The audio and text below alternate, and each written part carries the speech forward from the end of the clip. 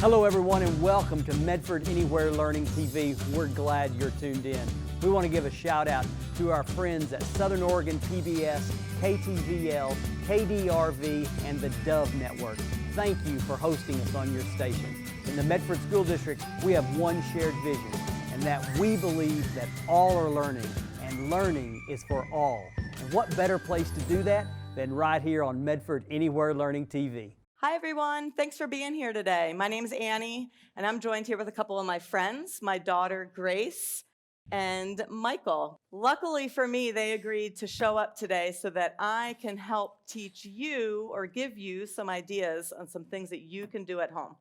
Much like everybody in almost the entire world, we are also quarantined, not able to go to our sports practices, not able to go to school, not able to go out shopping and do all the daily errands that we're used to doing. You can go shopping, but you Only have to wear a mask. For what? Essential items, right? Yeah. Yeah. I am here to bring you some activities that you can do using everyday, daily things straight from your house. I used to be a Montessori school teacher, and in Montessori schools, you learn through doing, and you learn through the senses. And when you're doing things with your hands, one, you're actively engaged and you're concentrating, and those are all skills that we need so we can be better learners. Okay, so I brought some things from my house that I am going to use to spark some ideas for both you and your parents on some things that you could do at home. That's something that's a little bit different. It's not a math problem, it's not a worksheet, just something around your home environment that you can use to just try some different skills. I'll show you some of the things that I have. One thing I found from my kitchen is a set of tongs, a tiny little itty-bitty spatula. Oh, what's this called? Gracie, do you know what this is called? No, but I know what you use it for. What do you use it for? It's like when you make a turkey or chicken, you like suck up all the juice or something, the oil. Yeah, it's called a baster. It's called a baster. So these are all things that are familiar to my own daughter and to other kids at home. These are basic things that everybody has in their kitchen. I also raided my pantry and found some half-eaten croutons, some marshmallows, which Michael has been eyeballing this whole time. And I'm going to give you some ideas on some things that you can do just for a change of pace. Grace has an activity that I call leaf polishing. Who's ever polished a leaf before? I don't know. Not many people have, but if you notice, well, don't look too close, but my houseplants in my house are a little bit dusty. I don't really dust them very often, but if you look on Grace's tray, she has a spray bottle. She has a bit of a sponge that I cut really easily, and she has some Q-tips. And if I give her these tools and send her around the house, she's been doing this since she was really little, say, hey, Gracie, I need you to go polish the leaves. They're looking really dusty. All of a sudden, she's busy for, I don't know, 5 minutes, 15 minutes, anything from in there. So Gracie, can you just show them how you do it? And this plant is a little hard to see, but it was the easiest one to bring here into the studio today. So just give it a spray and show them right along. It's pretty easy. So some of the big ones, some of the bigger plants, you can do it, Grace. Okay. Go ahead. Yep. Some of the bigger plants are easier, but it was hard for me to bring a really big tree into the studio today. So she's just going to really carefully take each individual leaf, little by little, with a little sponge, each individual leaf, and then she can dry it with the Q-tip. And as she's doing it, she's just checking it out, just to see that it's dust-free. It's good cause and effect and caring. She's learning indirectly how to care for her environment. And then our friend Michael has another really cool work, which parents may not really think of this. He has a really giant egg in front of him. It's a hard-boiled egg. And I just want you to hold it up for a second, Michael, so they can get an idea of the size of it. This isn't any old chicken egg. This is a really special goose egg that came from the farm. And goose eggs are about 3 times larger than the normal eggs. And so I gave Michael this particular work so that he could peel it. He could use his tiny fingers and peel open the eggshells and then put it in his other bowl. And one of the reasons why this is a really good activity, one, it's just kind of fun. Traditionally, parents usually just do this for the kids, but this is a way that children can get involved. Children love to be responsible for a task and do something that they feel like is helping another person in their family. So these are just 2 examples of activities that we in a Montessori classroom would call practical life. Practical life are activities that are part of everyday living, whether you're a small 5-year-old kindergartner like Michael or you're... I'm 6, but Excuse me, if you are a 6-year-old like Michael, or if you're someone really old like me. These are tasks that need to get done and that really any age can do. All right, so the next thing I want to show you is something that we call dry pouring. So pouring things is something part of everyday life, another aspect of practical life. We pour our cereal in the morning. We need to pour the milk in the cereal. We need to pour coffee if you're a mom like me that desperately needs that in the morning. So what I've set up on their trays is an opportunity for them to just practice dry pouring using some objects that I found around the house.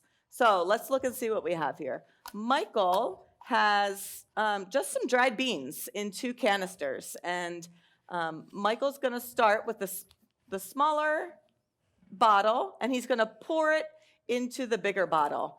And that's all, something super easy. He's a pro. Traditionally, this would be a task that you would introduce to maybe a preschool age student, and Michael's a little bit older than that. He's 6 years old, not 5. So he's a pro. So Michael, if you would just kind of go back and forth and use that and do that. And then Grace, Michael, you can keep going. And Grace, why don't you get started? So Grace has some dry rice in her canister, and Grace's is a little bit bigger. You'll notice that both of them started on the left-hand side, and they're moving to the right. There's a reason for that if you set it up.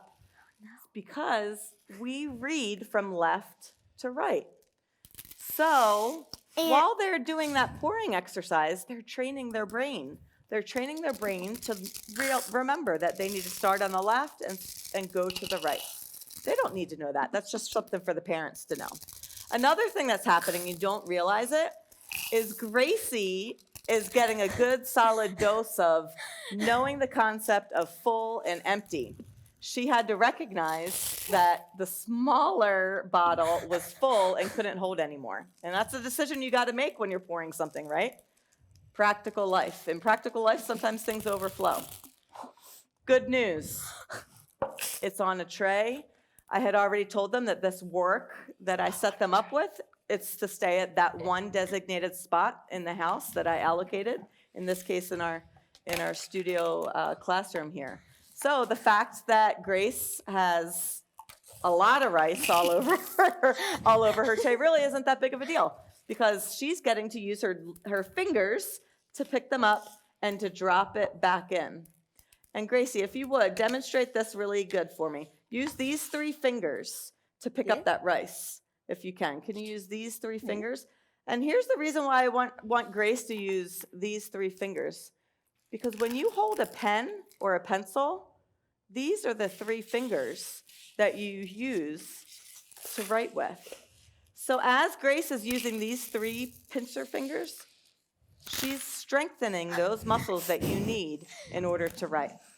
So again, this usually is an activity that I would present to a 3, 4, 5-year-old and just have them practice using different objects. You could use I use dried beans and rice here, but you could use anything. Another very practical life skill is using a spoon. When you eat cereal in the morning, you have to use the spoon, hold it, and have that ability, those motor skills in order to get it just right. You don't want to spill it everywhere, do you? But younger children aren't used to using adult spoons all the time. That's why we usually give them a smaller one in the beginning. But you can make practicing spooning and their accuracy a fun activity by just creating some work for your child. So let's look at Michael and Grace, what they have in front of them. Michael has a bowl with just a normal sized tablespoon like I would use, anyone would use to eat soup. And then Grace has a different spoon set that just came with these tiny bowls, and sometimes they use it for different things. But they're just gonna, on this work, they're just gonna take Michael's got it. He's gonna take his spoon and move from one side to the other. Grace, actually, the contents of hers is actually coffee grounds. Can you smell it still, Gracie, those coffee grounds? Yeah. All right, there's also spin-off activities you can use for the spooning exercises. I gave Michael and Grace some different size spoons and a new container to put them in. As you can see, it's just a cupcake container.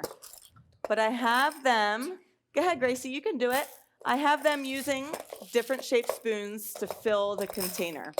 So a few things are going on here. They're getting that same motion, that muscle memory by doing the scooping, but they're also indirectly getting some math skills, estimation, full versus empty, how much volume something can hold. So these are all things that indirectly their brains is naturally, they're training their brains to naturally understand these concepts. And, you know, it's just kind of fun to work with some different things sometimes. You could use something like flour, you could use cereal, you could use anything that you could scoop would be an option. So as you can see, these guys are working really fast and scooping the beans, filling them right up, and really getting some hands-on learning done. All right, another idea that you can use to create some work using household items is tong work, using tongs. Michael and Grace both have some activities in front of them. Grace, hold up your tongue. It's Grace's tweezers. tongue is actually a set of tweezers, which really is just a mini tongue, right, Grace? Yeah. And Michael, let's see your tongue. Yeah, and he's got a bigger one. I think I got that from Olive Garden when we ordered it to go recently. All right, so what they're going to do is working left to right, because that's the way we read, connecting the left brain to the right brain. They're just going to move the objects from the bowl into the container. Grace has an ice cube tray, and Michael just has a bottle that I found laying around in the pantry. This work stays interesting when you change up the objects. I might have told Gracie that it would be okay if she snuck a mini marshmallow every now and then. Hey, Michael, you've got those cut up rubber bands that you're using. You were telling me earlier that they kind of remind you of something. You want to tell everybody at home? I used to I go fishing at a private pond, and one time I caught a 3 or 4 pounder, and these remind me I stick these on my hook. Yeah, so the rubber bands remind Michael of when he goes fishing and he has to use it. All right, are you guys ready for the next exercise? This next one's going to get a little bit fun because we did dry pouring already. This one we're going to do wet pouring. What do you think wet pouring is, Gracie? Pouring what? Something that's wet. Yeah, something that's wet. That was really tricky. A liquid, you know? So in front of Michael, he has on his tray 2 containers. One has a little bit of water and a cut of a sponge, a 2-inch by 2-inch roughly. And he's just going to take his hand, dip the sponge in the water, soak up all that water, and then squeeze it into the smaller container that he has. Can you do that again for everybody, Michael? Mm-hmm. I just have to wipe Maybe we'll up get an my overhead drips. shot so we can really show everybody your strong grip strength that you have, really squeezing that water out. And what's happening is, one, Michael is engaged. He's using some concentration. He's trying to be very precise to not make a mess. But also what's happening is Michael's hands and the muscles in his hands are strengthening. He's increasing that grip strength. I don't know if you noticed, but Michael's got what kind of shirt do you have on, Michael? Cubs And who's the Cubs? baseball team. Michael's favorite. He's an avid baseball player, loves the Cubs. So, you know what good baseball players need? They need good grip strength. They need to be able to hold it really tight and swing the bat and then grab the ball and throw it. So Michael doesn't realize this, but as he's doing this work and moving and engaging his left brain and his right brain, he's increasing his grip strength at the same time, getting that muscle memory in there. And then there's Miss Gracie, who's really anxious because she has a sweet treat in front of her. She's a little bit older, so I gave her a little bit more of a difficult activity. Grace is going to take the sparkling water and pour it into the container that I placed in front of her. And this activity is fun when you vary up the shapes. You know, I could have just given her a normal drinking glass, but in this case, I decided to give her something with a little bit of a more narrow top, just to make it a little more difficult. And then I wanted to step it up a notch, and I gave her an even more narrow container. And you know what? In front of her, on her tray, she has a towel. If she spills it a little bit, it's no problem. She'll just soak it up with the towel because this is all practical life. So a way that you could advance this activity is you could change up the type of liquid that you're using. Okay. Sometimes you know how at the end of, in the shower, when you get that last little bit of shampoo, you could use that as something to pour it. It doesn't pour out as fast, so it's a little more difficult. Or Grace, what do we have? What did we get from the bees recently? Honey. Honey. Yes. And we had to pour all the honey into different containers. Some of them were really big, some of them were really small. And then for another extension, you could add a funnel and have the child pour the liquid or whatever it is through the funnel, just to have something different. Again, just to keep them engaged using household items that these are all things that I found right in my kitchen drawer. All right, another great activity for you. This one I call making a necklace. Today we're not really gonna make a necklace because remember in the beginning I promised these are not things that I bought from the store. These are all just everyday activities or everyday objects that I got from my house. And as it turns out, I did not have any string readily available. So I had to improvise. But that's okay because the movement that I want you to learn from making a necklace is still gonna come across in this activity. Let's look at the objects that Michael and Grace have before them. Have a kebab One, stick. they have a colander. Do you know what a colander is? Wait, what's a colander? Is it this? Nope. Point to the This. colander. Who knows? Yes. Grace is holding a colander. No, this is a And usually string. you use this in the kitchen. You might have seen your mom or your dad using it to, let's say, wash fruit. You get some strawberries and you get them home from the store and you want to wash them. You put them in the colander, let the water run over them, and then it comes out the bottom through the holes.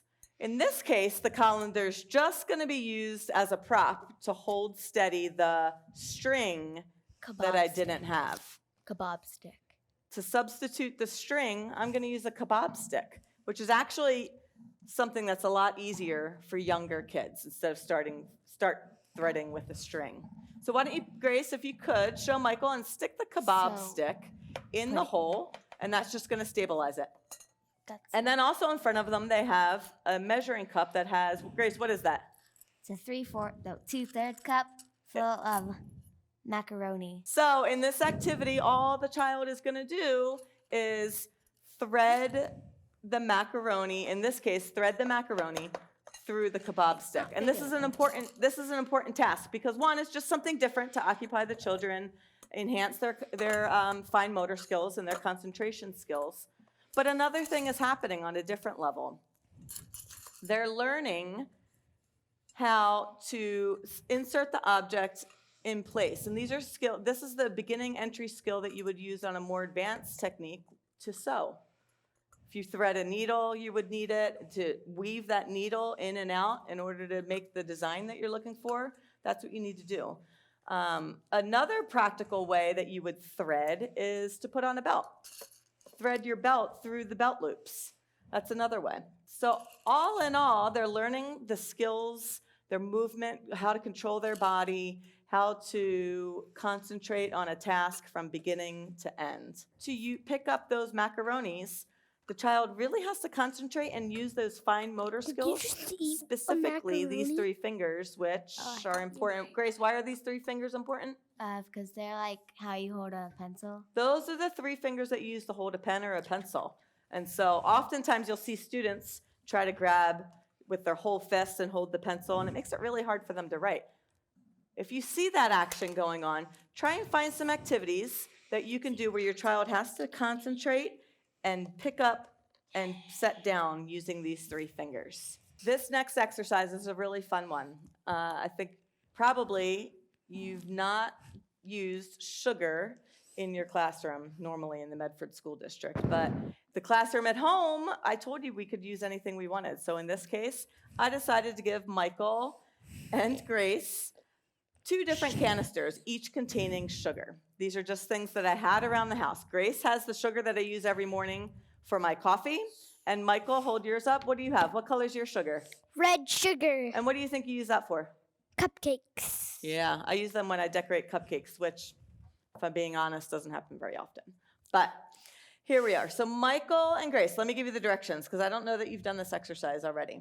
I just want you to pour a little bit of the sugar. Gracie, I want you to maybe pour 2 seconds worth, have it come out. And Michael, yours is a shaker. So I want you to shake it, let's say 5 times, and you can count as you're shaking. All right, 1, go for it. 2, 3, 1 4, Mississippi, 5. 2 Mississippi. All right, that's good. So as you can see, Grace has a small mountain of sugar, and Michael has that red sugar, which showed up really nicely on that yellow. So I gave them these paintbrushes, and I haven't even told them what to do yet, but intuitively, they understood that I want them to pick up the paintbrush and brush the sugar into the dot that I used a Sharpie or a marker and made on their paper. This is just a different way to get students, they're practicing holding the pencil and getting that movement down. I got too much. But you did get too much, so you can start over. Maybe, Grace, you could use your paintbrush, in this case, to brush it away from the circle. You could change up this activity in a number of ways. You could draw all did sorts it. of different lines on the done. paper and cover them up. You There. could use graph paper and try and cover up different squares in the graph paper. All right, another exercise with using things that I found around my house and things that you can find around your house. This exercise has to do with cutting, and there's a million ways that you can practice cutting. Younger children, preschool, kindergarten, 1st, 2nd grade, really need to practice developing that motion. It's not a natural motion. So you can make that practice fun. Let's take a look. Michael, it's okay if you want to get started cutting along the white lines. Well, the reason why, what it is that Michael is cutting are paint samples that I got from the store. I'm thinking about redesigning the living room at my house, and I have to decide what color I want to use. So I have all these different samples. So in the spirit of using what I had available, I decided, hey, this would be a good activity for somebody to practice cutting. So Michael's here using those paint samples, and he just uses one snip and cuts it all the way through. And if you'll notice, he's really concentrating hard. He's got a task, and he's working on it.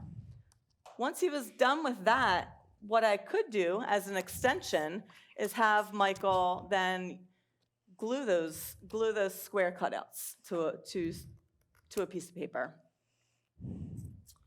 He's got a couple more left.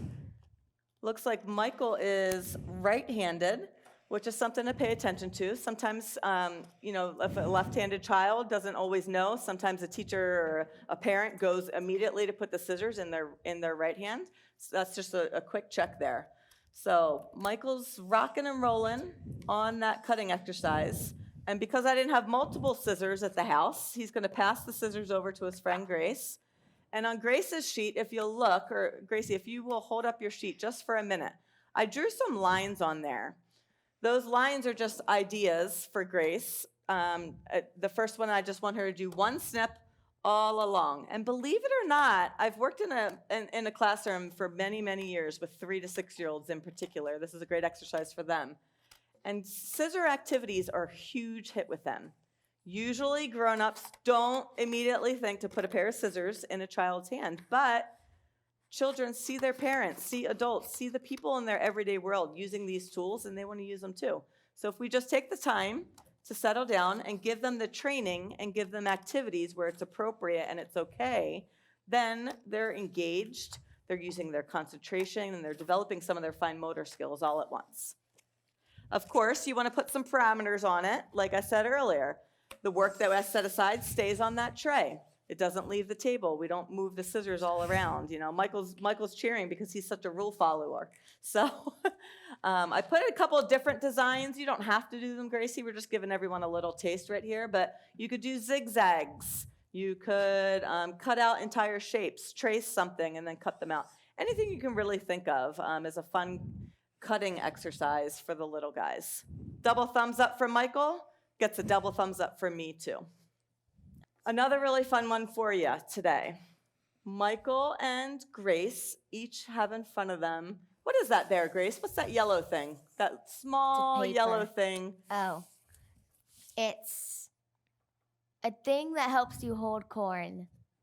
Have you ever used one of those things before, Michael? You have? A corn on the cob holder. You stick it in the ends of the corn on the cob, and then you eat it so your hands don't get all yucky. Well, I promised I was using things that were just around the house, and one of the things that I found in my drawer were a bunch of corn on the cob holders, and I thought to myself, oh, that reminds me of a really great exercise that really keeps kids engaged that I never would have thought of until I became a teacher. So Michael and Grace each have some objects that I just traced just to get it ready for them. They're going to use that corn on the cob holder, and they are going to push through the paper on the object that I drew. So Michael, on yours, you have 3 triangles. Do you see the triangles, Michael? Mm-hmm. So see if you can use the corn on the cob holder to punch along the black line that you see. And there's a couple of things that are going on here. This is hard work. This is not easy. They really have to use their muscles to really punch through there. Oh, I forgot to tell you something important. Underneath them, they don't have a tray, and they're not punching directly into the tabletop. What they have is a cardboard. We got an order yesterday. I ordered some new trees, and the trees came in these big, giant boxes. So I cut pieces of the cardboard out for this particular activity. So any box that you get from Amazon or in the mail, you can use because it gives it just enough cushion to make it so it's not going against the hard table, getting some indents. Gracie, what is that like over there? Is it easy or hard? Hard. It is. It's hard work. So they really have to concentrate, for one, and they really have to use their muscles to hold the corn on the cob holder the right way. There's really only one way you can hold it. You can't, it's not big enough to let you hold the whole thing all at once. In the classroom, when I was a teacher, this was one of the favorite tricks that we would whip out when there was a child that had a lot of energy. They were kind of, you've seen it, everyone's seen it, just a lot of spunk, whatever reason. Maybe they had too much sugar in that last exercise that we did. But for whatever reason, this is always an activity that was a really good way to help calm the student down. Changing out the objects or tracing different familiar objects was something that was fun. Grace is actually tracing a teeny tiny frying pan that I had. I should have showed you that, but it's just that shape. You could use the first letter of their name or a circle or a triangle. Yeah, Grace is getting tired. It's okay if you got to take a break. It's hard work. Yeah. Pro tip, if I were using this every day in my classroom and not just trying to spark some ideas for you at home, I would prefer that there was really only one way to make the holes. So the corn on the cob holder has 2 prongs. I would rather only have one. In fact, my husband, when I did teach in the classroom, my husband actually took a special tool and took off that second one. So there was really only one. So I think they're having a little bit hard time because there's 2 prongs on this one, but we're using what we have available and just trying to do something new. And one's higher and one's lower. And one is higher and one is lower, making it extra hard. So not only do you have to get that longer one in, but then you got to press the shorter one in too. But so they're kind of the same go ahead. height. They're kind of the same height. Yeah, they're almost the same height. One's a little bit taller, right? They're just like that. That's right. Yeah, just so much. So then usually what I do is I cut out, I help the child or help the student push it out, or if they did a really, really tight-knit group, the inside should just fall out. But then they can just glue it to a piece of paper and then get to see their work. So this is what it looks like at the end, right, Michael? This exercise, again, is a really great way to help kids calm down, stay engaged, really concentrate on something. This is hard work. And who doesn't feel good when they are able to accomplish something that's really hard? Thanks for being here with me today. Thanks for being with Grace and Michael as they continue on working. I really hope that you are able to come up with some new ideas of ways that you can be engaged. You can practice some of those practical life skills that we all use in everyday life. Thanks for tuning in to Medford Anywhere Learning TV. Medford School District is a place where all are learning, and learning is for all.